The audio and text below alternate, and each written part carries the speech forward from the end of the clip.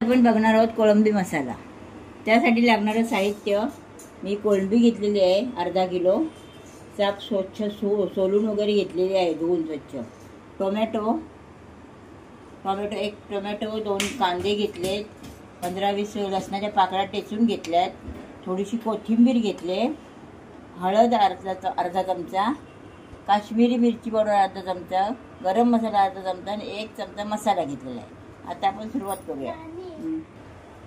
आता मी तेल टाकून घेते। तेल तापले आता मी कांदा घालून घेते।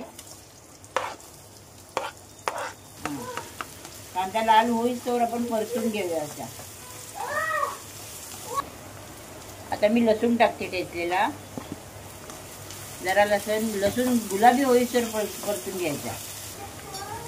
लसूण थोडा परतून घेतलेला आहे। आता टोमॅटो टाकू आणि एक 10 मिनिटं वाफ घेऊया। टोमॅटो गळायला पाहिजे, मी तो वाफेला ठेवते। 10 मिनिटं बारीक गॅस करते आणि ठेवून देते, झाकण काढते। 10 मिनिटं झाली बघा, छान टोमॅटो पण गळलेला आहे, कांदा पण लाल झालेला आहे। आता आपण मसाले घालून घेऊया। हे सगळे मसाले घेतलेले आहेत ना, हे सगळे घालून घेऊया। थोडासा गॅस बारीक करायचा आणि मसाले छान फ्राय करून घ्यायचे। आता मी मसाल्यांमध्ये थोडं पाणी घालून घेते आणि ते कच्चेपणा जाण्यासाठी।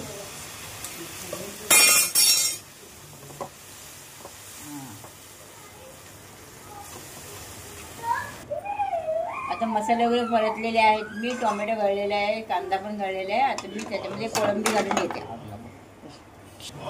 आता मी त्यात कोळंबी घालून घेते। कोळंबी घातली, आता लगेच मी मीठ पण घालून घेते, वाफेला घालणार आहे ना म्हणून। आणि आता मीठ घालून घेते। आता 10 ते 15 मिनिटं मी वाफ घेते। कोळंबी शिजायला पाहिजे ना, एक 15 मिनिटाची वाफ घेऊया, तोपर्यंत मी झाकण ठेवून देते। आता आपली कोळंबी मसाला झालेला आहे, छान शिजलेली आहे, ग्रेव्ही पण बहुत किती छान झालेली आहे। आता मी त्याच्यातली कोथिंबीर घालून घेते।